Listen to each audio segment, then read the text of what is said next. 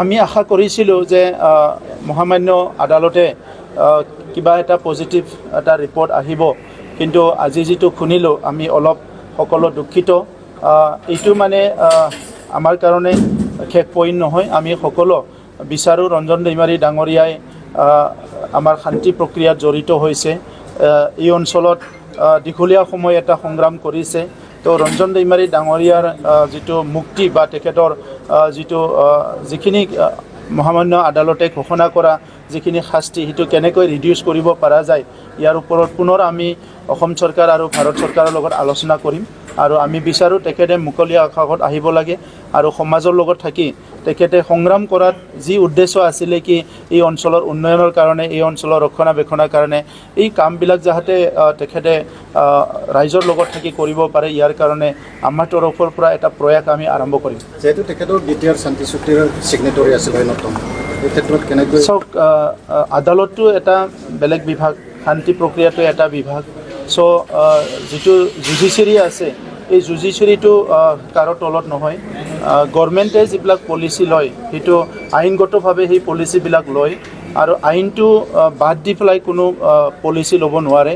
সেইকাৰণে এক্সিকিউটিভ আৰু জুডিচিয়াৰী ইয়াৰ যিটো পজিশ্যন সেইটো নিজৰ নিজৰ জেগাত আছে।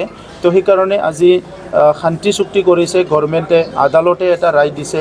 তো এই কথাবিলাক আপোনালোকে আমি সকলো জানো যে নিজৰ নিজৰ পজিশ্যনত সকলো এটা পজিশ্যন লৈ আছে আমাৰ জুডিচিয়াৰী আৰু এক্সিকিউটিভ।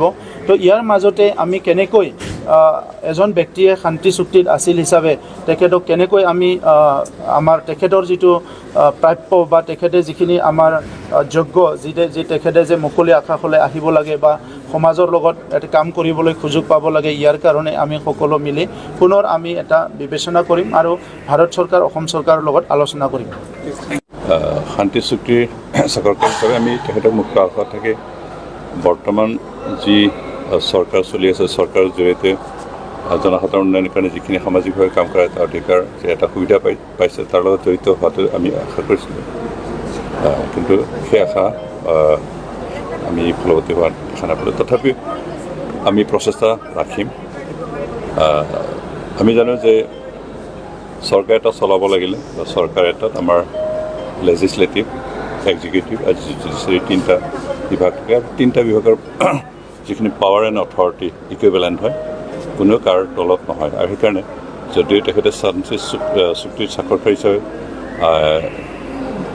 পলিটিকেলি যিখিনি ষ্টেটাছ আছিল, কিন্তু জুডিচিয়াৰীয়ে নিজৰ ষ্টেটাছত থাকি নিজৰ কাৰ্যখিনি কৰাৰ কাৰণে আমি যিখিনি আশা কৰিছোঁ সেইটো নহয়।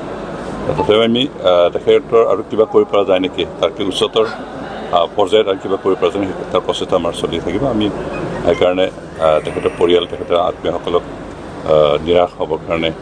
নিৰাশ নহ'বৰ কাৰণে অনুৰোধ কৰিছোঁ। আমি চৰকাৰ হিচাপে তেখেতৰ মুক্ত আকাশ আনিবৰ কাৰণে যিখিনি প্ৰচেষ্টা আৰু লাগে সেইখিনি কণ্টিনিউ কৰি থাকিম।